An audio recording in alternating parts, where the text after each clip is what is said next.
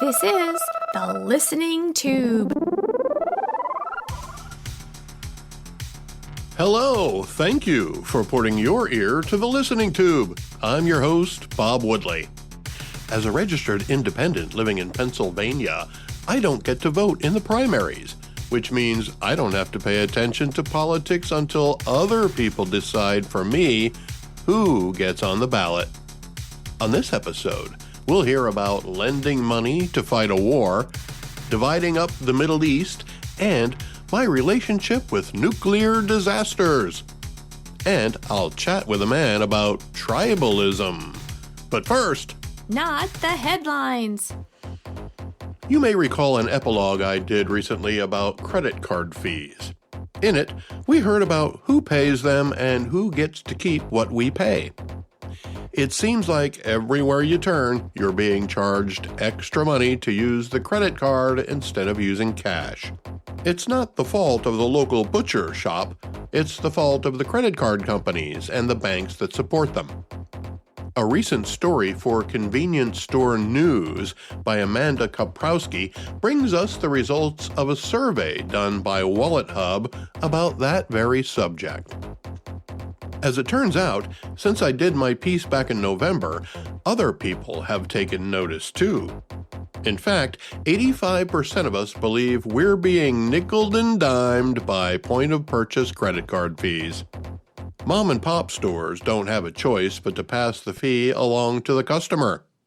Visa and MasterCard control 80% of the market. Sure, they make it easy to get on the system and give customers another way to pay. That's the service the credit card companies provide to the retailer. But instead of a flat fee, it's per transaction, and the cost keeps rising. Yet nearly 60% of us blame the merchant. 90% of us believe the fees have gone too far. Still, only half of us say we won't use a credit card when we have to pay a fee. It's the perks and the cashback offers that cause the need for the fees in the first place. That's where about a third of those fees go. So, if you don't have any of those perks on your card, every time you use it, you're paying for somebody else to go on a cruise. So, how much did Visa and MasterCard bring in last year on processing fees? More than $100 billion, or enough to build more than 100 cruise ships. Nickeled and dimed, indeed. Well, that can't be right. While some policies are put in place in such a way so that they may go unnoticed or disregarded, other policies have a much more greater and more obvious impact. Such had been the case with the southern border of the United States and the federal government's inaction to ebb the tide of illegal immigration.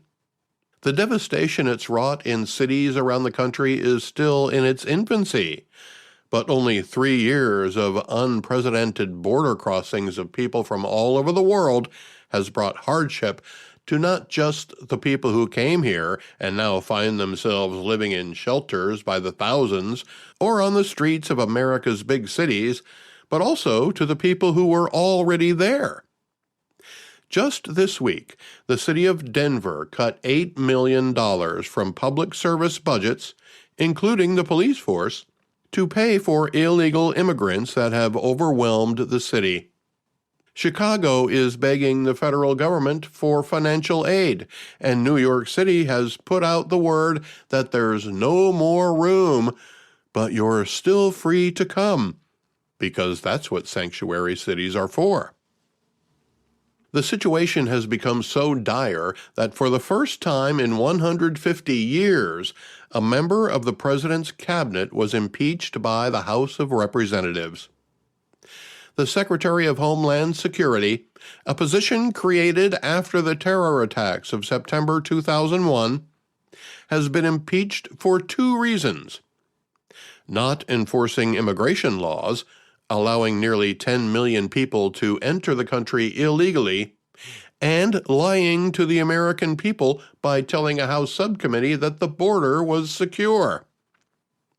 The articles of impeachment were sent to the Senate, where a hearing was expected to take place, as is customary. But then Chuck Schumer, the Senate Majority Leader, said this. Look, we're going to try and resolve this issue as quickly as possible. Impeachment should never be used to settle policy disagreements. With a statement so monumental, historic, and important to the well-being of our country, you can bet it was well thought out and carefully crafted by the best team of communicators the United States Senate can muster. Knowing how much of an impact his statement would have, you can bet the words used weren't used by accident. The Senate Majority Leader just told the American public that the current state of our southern border is the policy of the Democrats. The Republicans are arguing that it's wrong for our borders to be as porous as they are, and want to hold the man in charge of the border responsible for doing a poor job and lying about it. 10 million people who aren't supposed to be here are the proof. But the Senate can't dispute the proof in a trial, so they instead call it a policy dispute. Sure, that's a good argument against a trial, but it's also an acknowledgement of the Democrats' support for an open border policy. To the Democrats, the Secretary of Homeland Security was just doing his job and doing it just fine. There's no one better at it. He follows instructions, takes the heat for it, and will even lie about how good a job he's doing while asking for more money to continue to do it. Or not do it. So while the president claims he needs more powers to close the border and blames Congress for not giving it to him, and Congress can't agree on any immigration laws because each side wants something completely different, it seems that moving forward, the people in charge of the executive branch of the U.S. government will decide how the border will be handled. Chuck Schumer made it clear that the Democrat policy is to keep the border open. What Chuck needs to realize is that this impeachment isn't about a policy disagreement, it's about the security of our nation. The man who was impeached isn't the Secretary of Immigration. He's the Secretary of Homeland Security.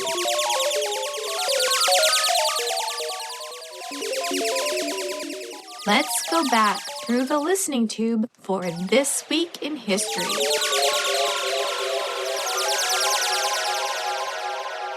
This week in 1917, the United States agrees to lend Britain $200 million to fight in World War I.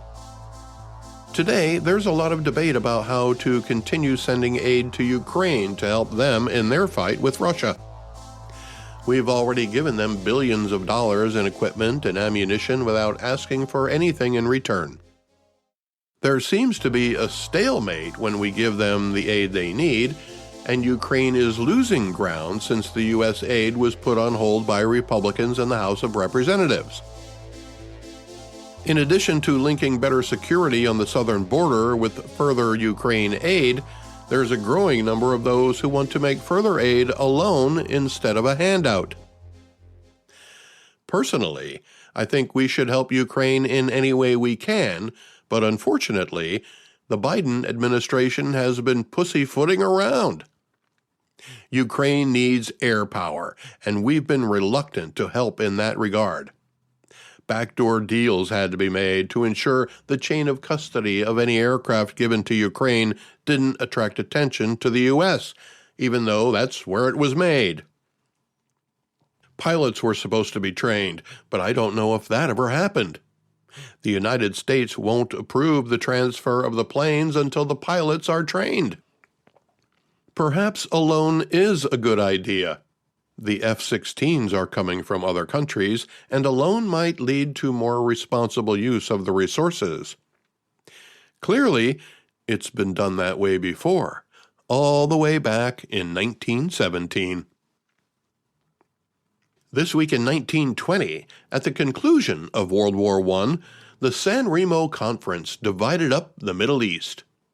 France was given control of Syria, and Great Britain was given control of Mesopotamia, which is now known as Iraq, and Palestine. Part of the deal concerning Palestine was that an earlier agreement approved by the Allied powers be implemented, and that meant establishing in Palestine a national home for the Jewish people. It also said that nothing may prejudice the civil and religious rights of existing non-Jewish people already living there. The day after the terms were finalized, Arabs attacked the British, fearing an influx of Jews. The British would control Palestine until 1948. This week in 1938, U.S. Supreme Court delivers its opinion in Erie Railroad Company versus Tompkins, establishing something called diversity jurisdiction, and overturns a century of federal common law. Sound familiar? That bell you hear ringing might not be because you're at a railroad crossing. Erie Railroad v. Tompkins established when a federal court can hear a case between parties in two different states. And it's all about the money. $75,000 to be exact, unless there's a federal question involved, of course. So what was Erie versus Tompkins? I'm going to look that up. He's going to look it up. He's really going to do it. I want the truth. You can't handle the truth. Turns out Mr. Tompkins was walking along the railroad tracks in Hughstown, Pennsylvania, almost 4 years before the Supreme Court heard the case. Something protruding from the train, perhaps an unlatched door, struck Mr. Tompkins and knocked him down. His arm landed on the track and was crushed by the train wheels, leading to it being amputated. He sued the train company, which was headquartered in New York. The train's lawyers argued the case should be heard in Pennsylvania, where the accident happened, and where the laws were in favor of the train company. Tompkins' side argued the case is a federal case because the different sides were in different states. The federal court had already awarded Mr. Tompkins a $30,000 judgment, but the Supreme Court decision meant Mr. Tompkins' lawsuit was under Pennsylvania jurisdiction. According to Pennsylvania law, Mr. Tompkins was trespassing on Erie Railroad property when he was struck and was not awarded any compensation. Erie didn't press charges for trespassing, as far as I could tell. There are lessons to be learned here. Sometimes federal and state governments see things very differently. Sometimes it's a question of jurisdiction and where your complaint is heard. Sometimes, never walk along the train tracks when there's a train passing by, especially in Pennsylvania. This week in 1986, a nuclear reactor accident occurs at the Chernobyl nuclear power plant in what was the Soviet Union and is now Ukraine, creating the world's worst nuclear disaster. I was living in West Germany at the time, and as you might expect, there was suddenly a lot of attention being paid to which way the wind was blowing. The meltdown and subsequent fire, which lasted until early May, released a cloud of radioactive gas that was being dispersed throughout the atmosphere. Over 100,000 people had to be evacuated from a 19-mile or 30-kilometer radius around Ground Zero. The reactor was buried in cement after it was safe to go in and do the job.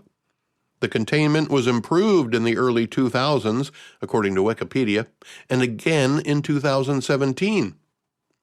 It is, to this day, the worst nuclear accident in history. The hope is to have the site cleaned up by 2065, or about 80 years after it happened. But then again, there's a war going on there now. Maybe you heard about it. As an American living in Germany, I felt fairly close to the Chernobyl disaster, but I wasn't as close to Chernobyl as I was to a similar occasion in Pennsylvania in 1979. I was living just tens of miles away from 3 Mile Island when the worst nuclear disaster in the United States happened. Now that I think about it, I've been in the relative vicinity of 2 of the 3 worst nuclear disasters in history, the other being Fukushima in 2011. And it was right about the time of Chernobyl that my hair stopped growing, and I developed my glowing personality. The listening tube will return at the speed of sound. Contact the listening tube by calling 570-601-1101 or email thelisteningtube@outlook.com. You may have noticed that during the Let's Go Back portion of the program, I like to talk about historical events that have a direct connection to our lives today, or some type of parallel that brings then and now into perspective. Well, my guest this week is way better at it than I am. He's Michael Anderson, and he's written multiple books on American politics. His research into tribalism and how the past is still in charge of the present sheds some light on why we separate ourselves. We'll talk about all that, but first, I wanted to know what inspired him to begin his journalistic quest. Basically, the jumping off point to my writing was Jonathan Haidt's book, The Righteous Mind, which I don't know if you ever heard of it or read it, but Haidt, it was the first to identify personality differences between the left and right. Because I always used to ask myself, why are the left and right so different and why don't they get along? Why can't they agree? And they don't agree because they are different genetically. They have different beliefs. Their brains are even different, which is kind of interesting. That's very interesting that appears to be the case. Do you know from where that originated? It's a behavioral adaptation to heterogeneous environments. When man first migrated out of Africa, we encountered different ecosystems. Obviously, the cold of Europe versus the heat of Africa. And man needed more flexibility in adaptation to food supply, basically. And so the basic difference between the two groups, if you look at the extremes, because it's really a spectrum, people on the left are more open and they like things that are new and they like to travel and things like that. People on the right prefer the status quo and they rather stay put and they like traditions. So the left tendency, the progressive tendency, fitted well where there was a short supply of food and there needed to be more active effort to find food supply. And the right-leaning characteristic worked better when you had a large food supply and you didn't have to hunt for it, you just needed to manage it. Again, they're behavioral traits like extroversion, introversion, openness, those things, and they reflect an adaptive difference in human beings. This whole concept of tribalism, it's fascinating. We see it all the time. Those of us who watch the news can recognize it. But I guess where I'd like to start is, how many tribes are there? I think they're basically 2, the left and the right. It's conservatives against liberals.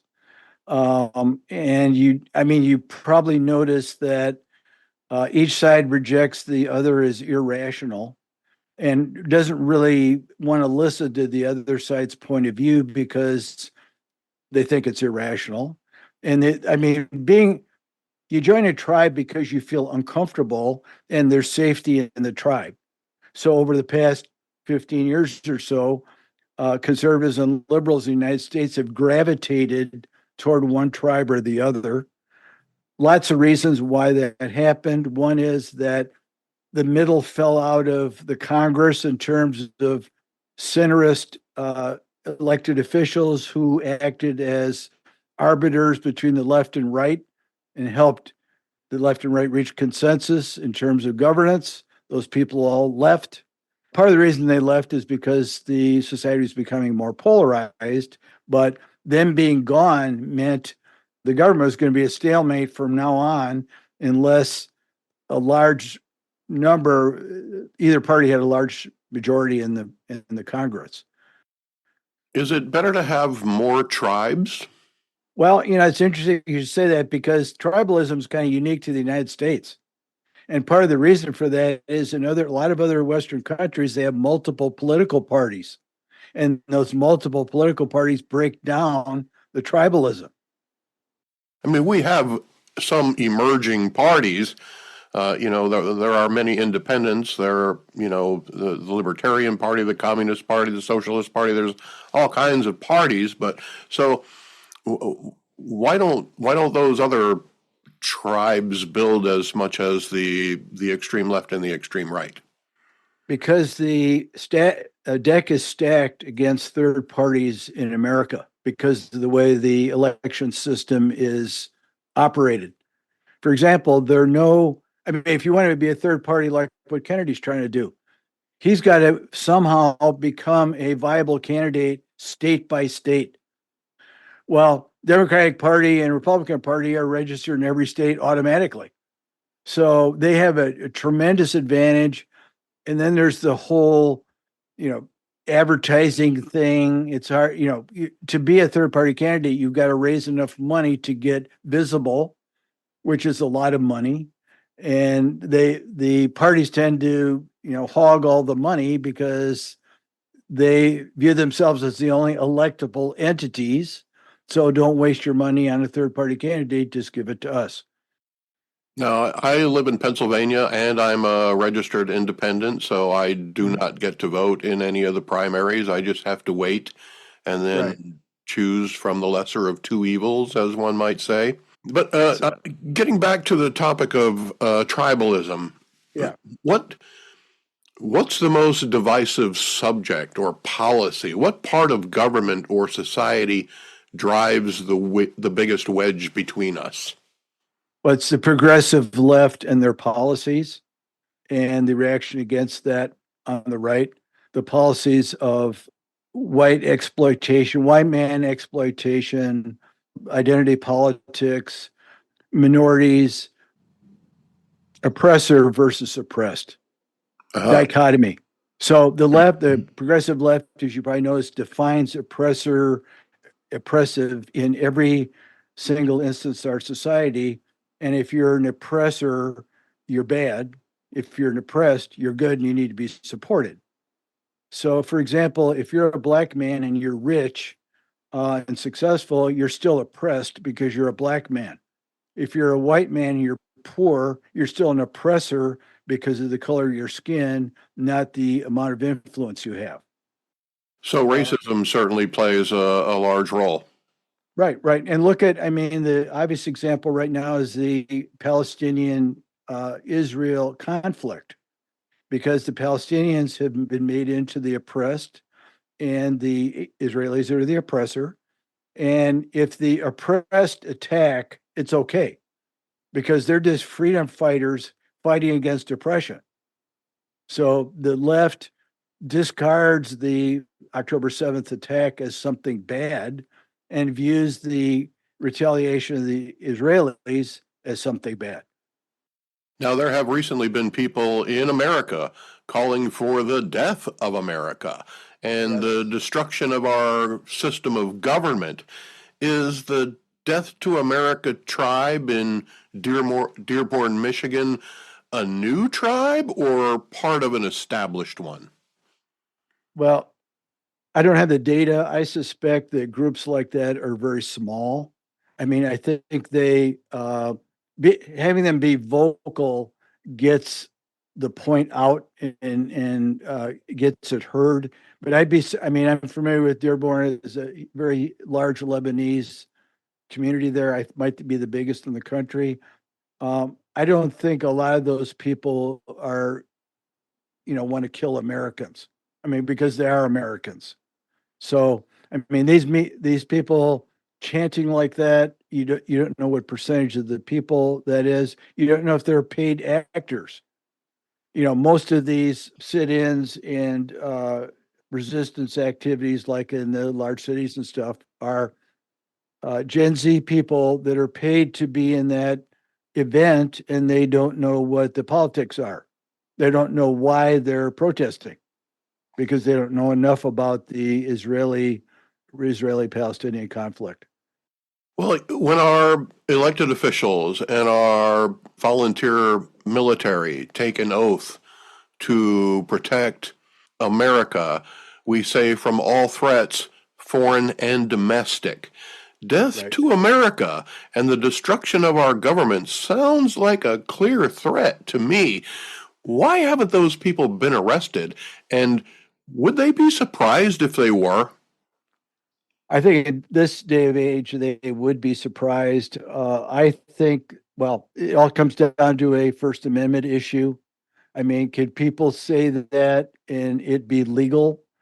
Which I think you probably can, as long as you're not taking any action. But the left, is supporting, they want change in America. They want a progressive society, so they're going to support whatever activities lead to that. Well, the left always seems to champion change without Right. being specific about what those changes might be. And conservatives are more likely to ask if you thought it through and if you're sure it's a change for the better and not just a change for the sake of change. Why? No, you touched on this a little bit earlier. Your contention is that genetically, conservatives are more happy with the status quo. Right. So, is this the reason that more liberal leaning people have been able to identify with change more than conservative people have, even though I don't I don't think conservatives are against change per se, but I No, think they're more likely to examine it more closely and maybe be a little bit more clear about what the unintended consequences might be. well, if you go back to this behavioral trait development I talked about, which probably was 500,000 years ago or something, and you say what's really happening, it's all about the left wanting rapid change or change the too rapid for the right. So the right acts as a brake. The right is okay with change as long as it's manageable and sensible and logical. I left out part of the description between the two groups. The other thing that's number one in the mind of the left is equality, which you can probably observe every day in this country. The left, and remember, the left has a big tent. It has on the way left, it has communists and Marxists, and then it has socialists, and then it has people like Bernie Sanders, who claims to be a democratic socialist, doesn't want a socialist government, but he wants it to be more socialist. And then you have welfare state Democrats, and then just run of the mill Democrats. So it's a huge disparity on the left of ideologies, basically. You can measure it, basically. You can do psychological testing and measure the opinions of the right and left about equality. The left is obsessed with equality. They feel that the natural hierarchy that occurs in human society is unnatural or unfair, basically. And we need a society that treats people equally. And what is the model that does that? It's a socialist model. So they pursue equality, and the big tent has different kinds of equality objectives. Marxist wants to throw out the whole capitalist thing, whereas the New Deal Democrat just wants a welfare state. So they have different strengths of their attraction to equality as a goal. But ever since the 1800s, the uh, people who are attracted to equality have made a series of attempts to rectify the problems, the hierarchical problems of capitalism. So you have utopians, you have anarchists, you have utilitarians, all are ideological attempts to gain equality. But all of these have failed, basically. So the socialists have redefined themselves multiple times trying to figure out why no revolution happened. And they're still advocates, of course, for a socialist state, a lot of them. But what is bad about that is, and there's an old adage, you can choose liberty or equality, you can't have both. So if we're going to have equality, people have to give up liberty and let somebody run a political system that tells people what to do, which is essentially a dictatorship. I think you'd be hard pressed to find a conservative who doesn't agree with equality. I think it's the intended outcome of equality, which has been transformed now into equity, that Yes. people have a problem with. I think we're all okay with treating everybody equally, but we have to realize that there aren't going to be equal outcomes. No, you're absolutely right. And I agree with you with that because fundamentally, the conservative moral view is individualism. And, I can make something of myself and I seek liberty, but I think other people should have the same right. The difference, though, one of the differences psychologically is that conservatives are okay with a hierarchy, rich and poor, because they believe that's a natural operation of human society. There are smarter people, there are more motivated people, there are better salesmen, and those people tend to rise to the top because of their own efforts. And that makes a natural hierarchy in society. There are people who can't compete or not intelligent or whatever, and they end up being at the bottom. The left can't stand that. The right can tolerate it. But the right, as I talked about the left liking equality, the right likes loyalty, authority, and this is Jonathan Haidt's term, sanctity. And sanctity refers to like religion. It refers to the veneration of traditions and things that are important. So those things for somebody on the right mean more than equality. I was recently accused of being a cult follower on social media Wow. because I was going to say, and you probably didn't even have a MAGA hat on. I did not. But you're close. I had an opinion about the failed border bill that was similar to Donald Trump's opinion. So, to the person who called me a cult follower, I'm in a tribe, even though I don't feel like I am, and I disagree with Donald Trump on a number of issues. Now, to me, the person who called me a cult follower is not only a clear example of ignorance, but in a tribe opposite Donald Trump supporters. He may not think he's in a tribe. Does putting other people in tribes have a benefit to our own psyche? Well, I mean, several interesting things there. First of all, I think the left believes they know more than the right because that's their personality. I don't think people on the right quite feel that way. I mean, the left would love to run everything. They would love to run the government. They believe in science. They believe in, like, take COVID, for example. We can control this if we control the people. So we're going to lock down all the people. If this happened again, the reaction is not going to be the same as it was because not that many people are going to fall for what was done to us because it caused equal or more pain than not having the lockdowns. So, but so people on the left tend to discard anything the right says, and they resort to name calling. Often, name calling comes from people who don't know the facts. So they have an emotional response and they call you a name because they can't defend their position against what you're saying, or they don't know the facts. Is there a benefit to tribalism, and if so, for whom? I say there's no benefit because First of all, it paralyzed our government, and our government is not moving forward. Second of all, it prevents the American people from uniting against the things that are problems for the whole society, like too much money in politics, too many lobbyists influencing our elected officials as opposed to the public influencing them. I've got my fifth book coming out in the fall, and the title of the book is America's Counterfeit Democracy. And basically, what I'm saying there is that the country is controlled by wealthy families and major corporations who are in cahoots with each other. So they control the media. There are 7 huge media companies that are corporations, obviously, and they have a propaganda and coercion message they put out to make us all think we're doing great or to soothe over the evils they do.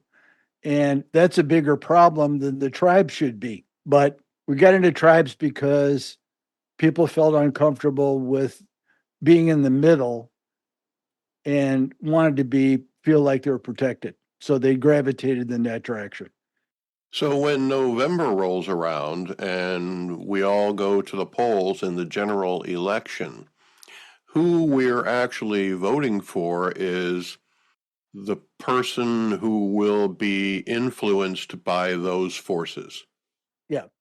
Yeah, because it's a contention in my book, and I think I'm right, that the administration is under control of it's called the power elite, basically.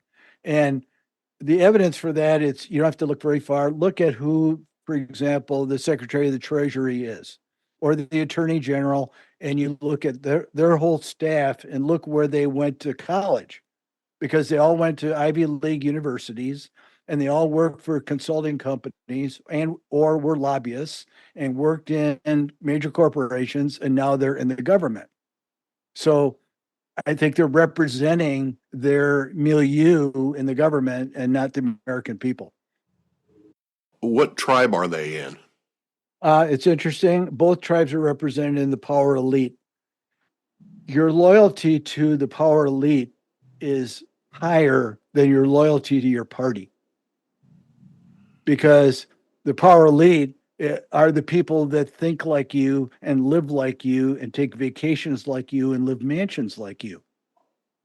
And so there's a process to enter the power elite. You don't have to have old money, but if you have influence and enough new money, you can get into it.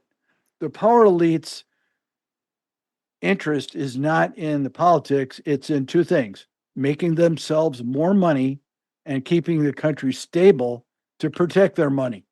So they don't want riots, they don't want a communist revolution, they don't want any of that. If that's the case, then why does George Soros fund so much chaos? Well, he's in the power lead, but he's a very strong proponent of the progressive ideology, which is the uh, unfairness of the legal system against minorities. Why don't the other power elite who want stability pull him aside and say, hey, look, George, knock it off. You're hurting the rest of us. Good question. I think that there aren't the forces to stop him, or there's enough ideological compatriots of his that they want to see how far it goes.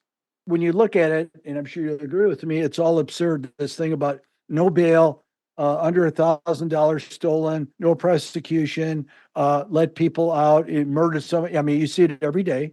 And then you see the gangs that go into jewelry stores and destroy the display cases and take jewelry, because and somehow the left has the notion that if you do this, you're making up for the sins you caused in the minority groups, when in fact you can't have a society without the rule of law. Okay. And I agree with your statement, and I don't know why there aren't progressives that rebel against that. So basically, then the elite are simply using our political parties as tools Yeah. to do their work. Yeah, they have individual, the left and right have agendas, and they're going to pick the candidates that fit those agendas, and each is pursuing a different one, but they're not that different ultimately because they're protecting what they have, and so they don't mind if the other side wins. Just don't get too crazy.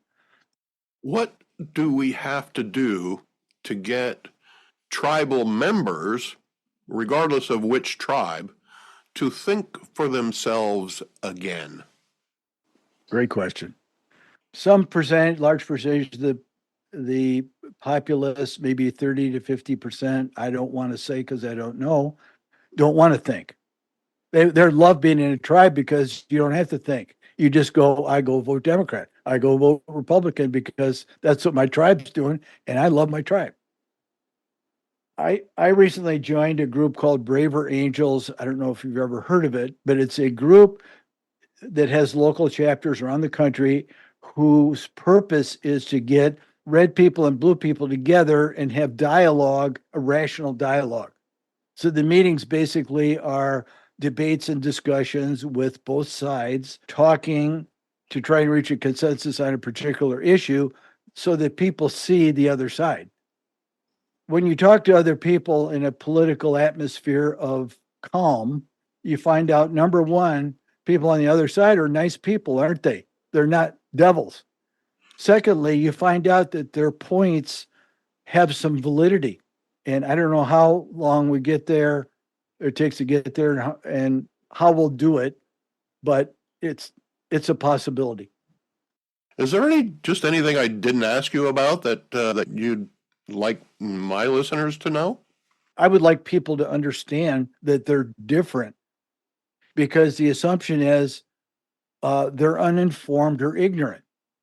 And if you accept the fact that the other side's different, then you can deal with it. Then you go, well, I'm not going to change a conservative into a liberal, so I'll just deal with the liberals, which is what, when these behaviors emerged 500,000 years ago, humans lived in egalitarian tribes of 50 to 150 people. So the fact that these extremes existed were all negated by the fact that the tribe made decisions based on consensus. So there were people in the middle that said, you're dumb, the other guy's dumb, here's what we're going to do because it makes sense. And they voted on it. And we unfortunately don't have that situation anymore. You can learn more about Michael Anderson and his books at mikeandersonsbooks.com. He's got a blog, too.